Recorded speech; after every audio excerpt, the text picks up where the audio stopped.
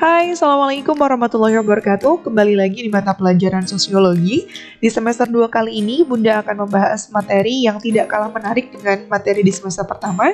Di semester ini kita akan membahas tentang penyimpangan sosial. Tapi sebelum kita masuk ke materi penyimpangan sosial, jangan lupa untuk selalu menyiapkan catatannya. Kemudian juga jangan lupa berdoa, kita baca basmalah, sholawat, dan doa.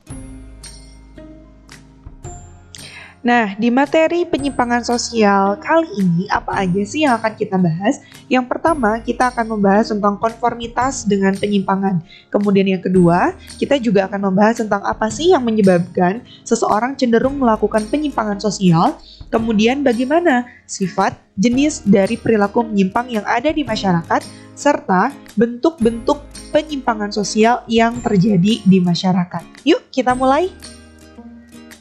Yang pertama, kita akan membahas mengenai apa sih perbedaan konformitas dan perilaku menyimpang. Seperti yang sudah kalian lihat, dalam layar, Bunda sudah memisahkan antara contoh-contoh yang termasuk dalam konformitas dan contoh yang termasuk ke dalam perilaku menyimpang. Kita bahas dari yang konformitas dulu.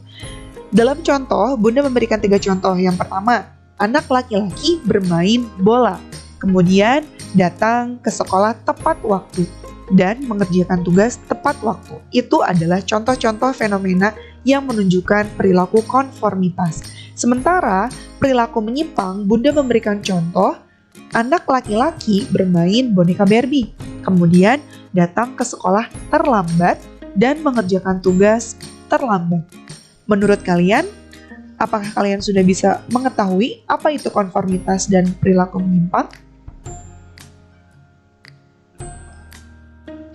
Nah, dari contoh yang sudah Bunda berikan di slide sebelumnya, seharusnya kalian sudah bisa mengidentifikasi apa itu konformitas dan apa itu perilaku menyimpang.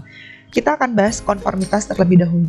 Konformitas merupakan sebuah bentuk interaksi ketika seseorang berperilaku terhadap orang lain atau lingkungan sesuai dengan harapan masyarakat di mana tempat ia tinggal.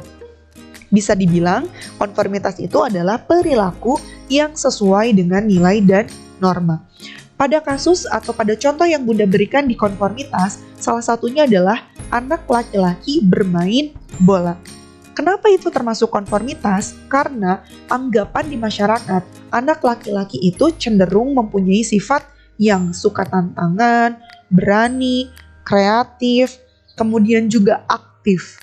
Oleh karena itu, kita sering menjumpai anak laki-laki itu senangnya main mobil-mobilan, main bola, atau main yang berkaitan dengan alat-alat elektronik. Makanya, ketika ada anak laki-laki yang bermain boneka, itu dianggap suatu hal yang tidak wajar, atau dianggap kemayu, atau dianggap suatu hal yang menyimpang. Karena memang anggapan-anggapan tersebut sudah ditanamkan dari orang tuanya semenjak kecil. Makanya, perlu kalian garis bawahi antara proses sosialisasi dengan konformitas sangat erat kaitannya. Seperti contohnya kasus tadi, anak laki-laki itu identik dengan bermain bola. Dalam proses sosialisasi, orang tuanya atau agen-agen sosialisasinya akan mengajarkan tentang identitas jenis kelamin. Kalau proses sosialisasinya berjalan dengan baik, pasti akan menghasilkan konformitas. Kalau orang tuanya sudah mengajarkan bahwa jadi anak laki-laki itu harus seperti ini, jadi anak perempuan seperti ini, seharusnya terjadilah konformitas. Ya, jadi Bunda ulangi sekali lagi, proses sosialisasi dengan konformitas itu mempunyai erat hubungannya. Kalau proses sosialisasinya baik, proses sosialisasinya berjalan dengan lancar, dengan sesuai harapan yang ada di masyarakat, harusnya bisa menghasilkan perilaku konformitas. Tapi jika yang terjadi adalah sebaliknya, sosialisasinya tidak berjalan dengan baik, banyak gangguan, ada agen-agen sosialisasi yang tidak bisa menjalankan perannya, justru yang terjadi bukan konformitas, justru yang akan terjadi adalah perilaku menyimpang.